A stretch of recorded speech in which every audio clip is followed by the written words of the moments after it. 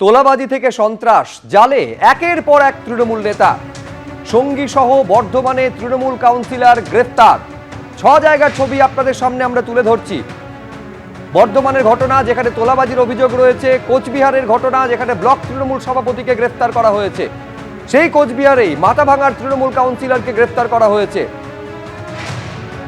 হুগলির গুড়াপ তৃণমূলের আঞ্চলিক সভাপতি সহ 3 জনকে গ্রেফতার করা হয়েছে। দাসপুরে প্রাক্তন তৃণমূল বিধায়ক পুত্র তথা পঞ্চায়েত কর্মাধ্যক্ষ গ্রেফতার। দুর্গাপুরে তৃণমূলের 2 ব্লক সভাপতিকে গ্রেফতার করা হয়েছে। মলয় ঘনিষ্ঠ আসানসোলের আইএনটিটিইউসি নেতা যিনি মলয় ঘটক ঘনিষ্ঠ, তাকে গ্রেফতার করা হয়েছে।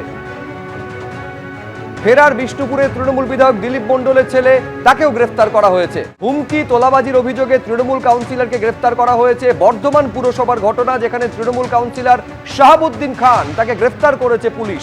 গলায় ছুরি ধরে জমি দখল করা থেকে শুরু করে 10 লক্ষ টাকা তোলাবাজির অভিযোগ রয়েছে তার বিরুদ্ধে। টাকা দিতে না চাওয়ায় শেখ রতন নামে জমির মালিককে মারধর পর্যন্ত করা হয় বলে অভিযোগ। এরকম একাধিক অভিযোগে সঙ্গী সহ তৃণমূল কাউন্সিলরকে গ্রেফতার করলো পুলিশ।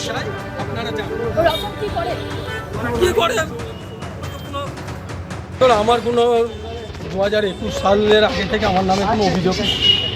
বললো কাল বড়বাবু ডাকছে, ঠিক আছে নিশ্চয়ই যাবো, আমার নামে তো কোনো অভিযোগ নাই। এখন পলিটিক্যাল চরিতার্থ করার জন্য এরকম ধরনের ঘটনা ঘটতেই পারে। আমি বলেছি প্রশাসনকে যে আপনারা তদন্ত করুন, যদি আমি দোষী মনে হয় তাহলে আমার যা শাস্তি আছে সেটা হবে। আর যারা মিথ্যা করে অভিযোগ করেছে প্রশাসনকে বলছি আপনারা তদন্ত করুন। আর অন্যদিকে মাথাভাঙা তৃণমূল কাউন্সিলর চন্দ্রশেখর রায় বসুনিয়া গ্রেপ্তার। ধৃত তৃণমূল কাউন্সিলরের বিরুদ্ধে তোলাবাজি 2021-এ ভোট পরবর্তী হিংসায় জড়ানোর অভিযোগ।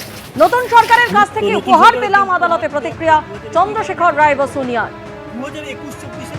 4 দিন পেরিয়ে গিয়েছে, এখনো পর্যন্ত অধরা বিষ্ণুপুরের তৃণমূল বিধায়ক দিলীপ মণ্ডল। আর এবার বিধায়কের ছেলে অর্ঘ্য মণ্ডলকে গ্রেফতার করলো পুলিশ।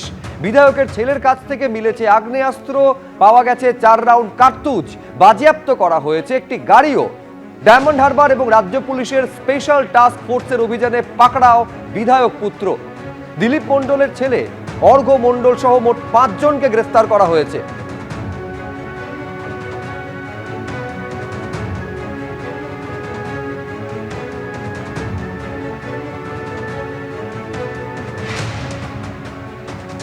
এটা হচ্ছে সেই সিসিটিভি ফুটেজ আপনারা দেখতে পাচ্ছেন, যেখানে পুলিশ এসে পৌঁছানোর আগে একেবারে লুকিয়ে লুকিয়ে পালাচ্ছেন বিধায়ক দিলীপ মণ্ডল। এখনো পর্যন্ত তার খোঁজ পাওয়া যায়নি, তার মধ্যেই বিধায়ক পুত্রকে গ্রেফতার করলো পুলিশ।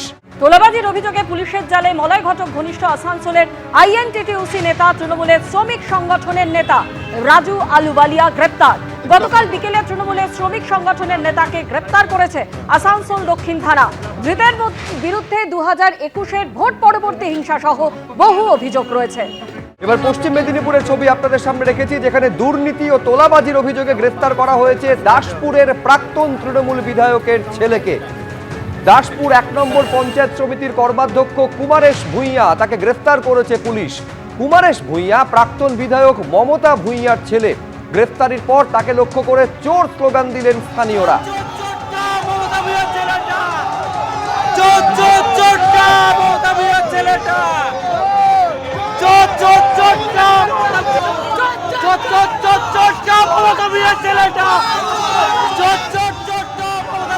এবিপি আনন্দ, এগিয়ে থাকে, এগিয়ে রাখে।